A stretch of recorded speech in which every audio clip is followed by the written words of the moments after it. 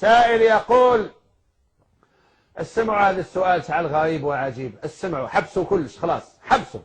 اللي راه يتنقي بطاطا تحبس، اللي راهو يهدر حبس. اسمع الناس وين وصلت. اسمع واش يقول هذا السائل مسكين، والله قطع لي قلبي. شوف واش يقول: أمي لا تتفاهم مع زوجتي، واحدة.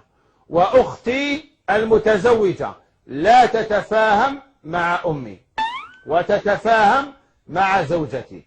وخالتي تكره أختي وتحب أمي. وعمتي تحب أختي وتكره زوجتي. وزوجتي تحب أختي وتكره خالتي. وأختي العزباء غير متزوجة تكره أمي وخالتي وعمتي وزوجتي وتطلب مني طلاق زوجتي. وأخت زوجتي وأمها يطالبانني بالرحيل والسكن لوحدي بعيد عن أمي، فهن لا يتفاهمن مع أمي، وأمي تكره الكل.